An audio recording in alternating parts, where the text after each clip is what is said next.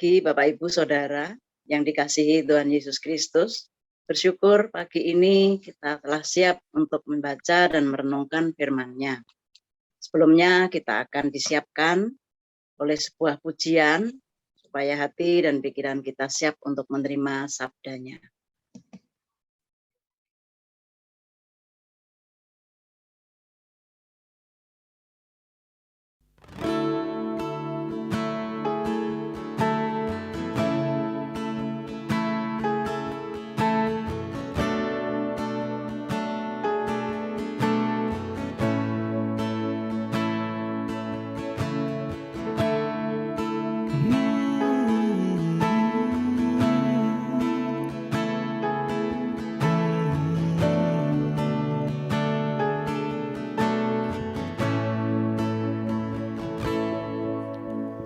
Basuh aku di dalam darah-Mu, anak domba.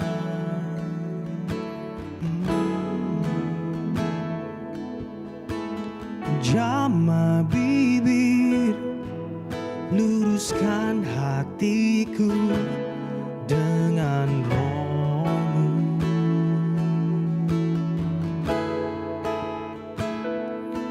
Ku rindu kemuliaan Tuhan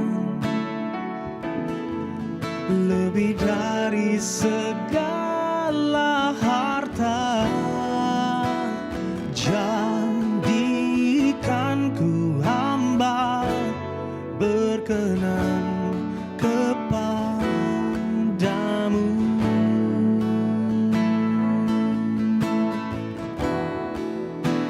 Lebih dari segalanya,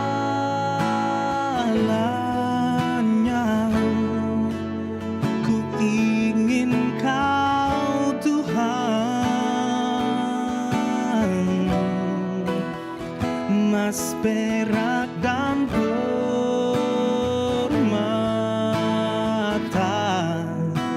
tiada artinya. Ku ingin lebih dekat, bersekutu denganmu. Jadikan ku hamba setia kepadamu.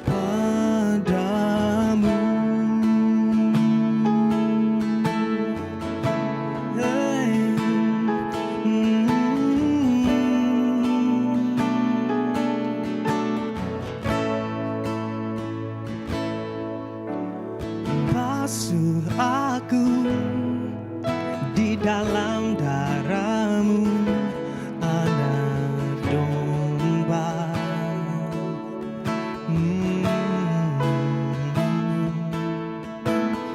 Jamah bibir, luruskan hatiku dengan Roh-Mu.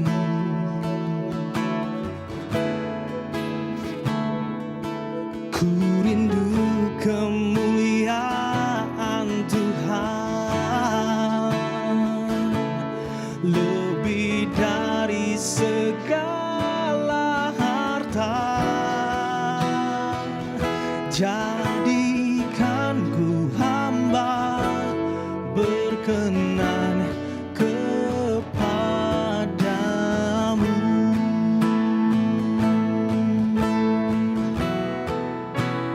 Lebih dari segalanya, ku ingin Kau Tuhan, emas, perak, dan permata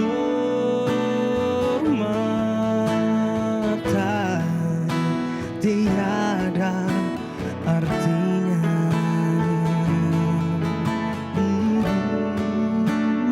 Ku ingin lebih dekat, bersekutu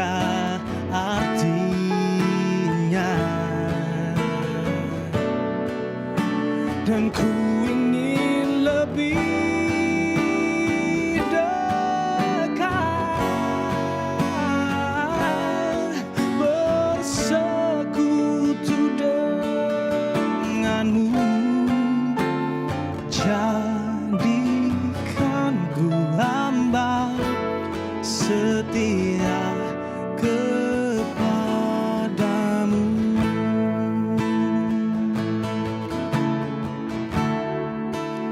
Dan jadikan ku hamba berkenan kepadamu.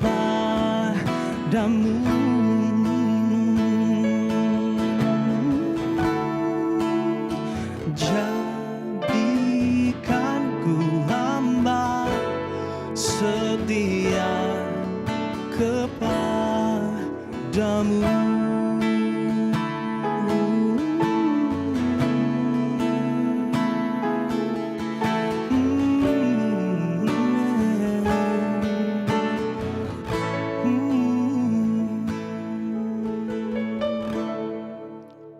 Bapak Ibu Saudara, kita akan bersaat teduh melalui Sapa Sabda 4B GKI Residen Sudirman tanggal 1 Januari 2022 dengan tema motivasi pelayanan.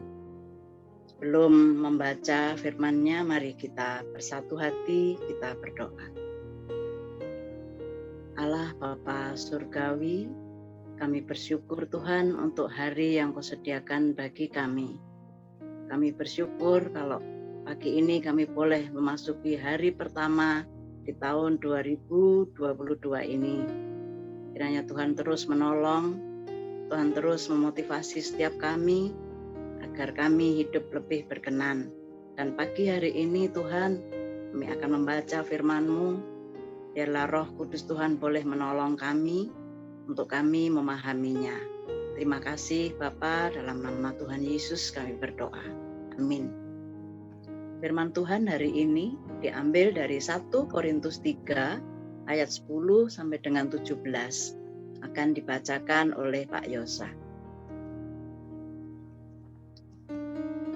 Firman Tuhan dari 1 Korintus 3 ayat 10 sampai dengan 17. Dasar dan bangunan. Sesuai dengan kasih karunia Allah yang dianugerahkan kepadaku, aku sebagai seorang ahli bangunan yang cakap telah meletakkan dasar, dan orang lain membangun terus di atasnya. Tetapi tiap-tiap orang harus memperhatikan bagaimana ia harus membangun di atasnya. Karena tidak ada seorang pun yang dapat meletakkan dasar lain daripada dasar yang telah diletakkan, yaitu Yesus Kristus. Entahkah orang membangun di atas dasar ini dengan emas, perak, batu permata, kayu, rumput kering atau jerami, sekali kelak pekerjaan masing-masing orang akan nampak. Karena hari Tuhan akan menyatakannya, sebab ia akan nampak dengan api, dan bagaimana pekerjaan masing-masing orang akan diuji oleh api itu. Jika pekerjaan yang dibangun seseorang tahan uji, ia akan mendapat upah. Jika pekerjaannya terbakar, ia akan menderita kerugian, tetapi ia sendiri akan diselamatkan, tetapi seperti dari dalam api. Tidak tahukah kamu bahwa kamu adalah bait Allah dan bahwa Roh Allah diam di dalam kamu? Jika ada orang yang membinasakan bait Allah, maka Allah akan membinasakan dia, sebab bait Allah adalah kudus dan bait Allah itu ialah kamu. Demikian firman Tuhan. Bapak Ibu Saudara, tanpa kita sadari, setiap gerakan atau tindakan untuk melakukan segala sesuatu selalu didasari oleh motivasi kita.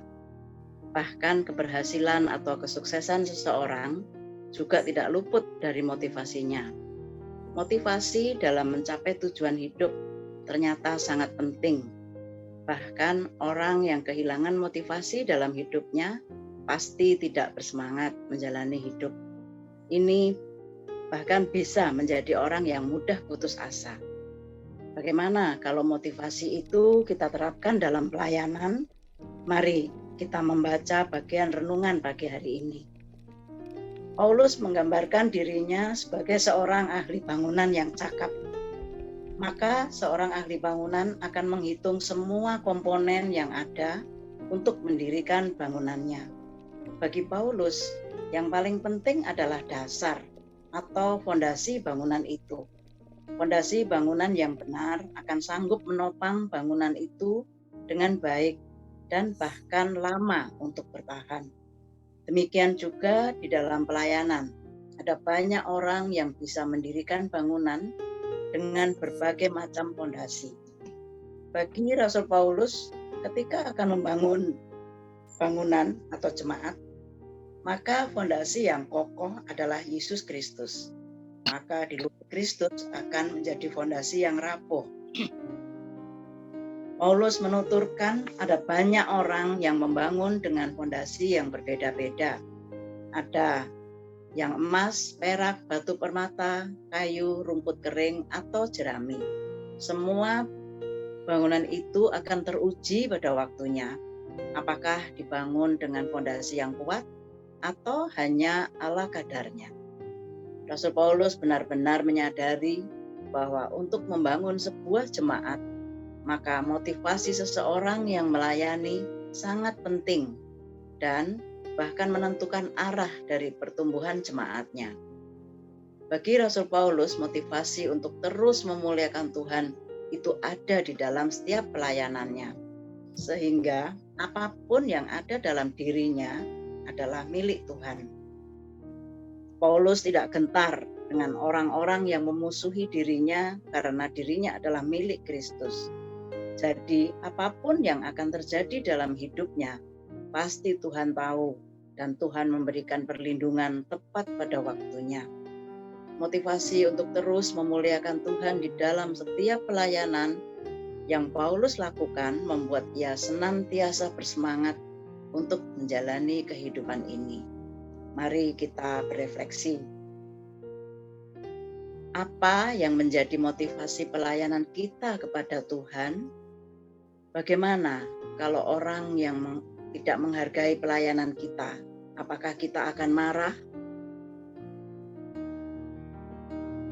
Ada sebuah tindakan yang harus kita lakukan.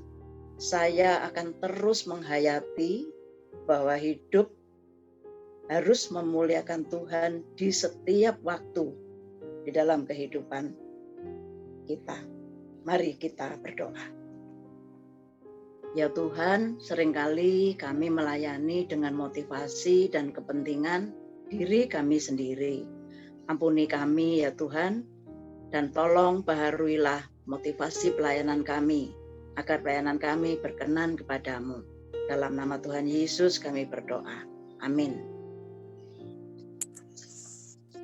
Bapak Ibu Saudara, di awal tahun, di hari pertama, di bulan pertama ini, kita mendapat pengarahan bahwa kita melayani Tuhan harus dengan motivasi yang benar, yaitu hanya untuk kemuliaan nama Tuhan saja, bukan untuk motivasi yang lain. Biarlah Roh Kudus terus menolong pelayanan kita, apapun bentuknya, supaya kita boleh melayani Tuhan dengan hati yang penuh sukacita, dengan motivasi yang benar. Tuhan memberkati setiap kita. Amin.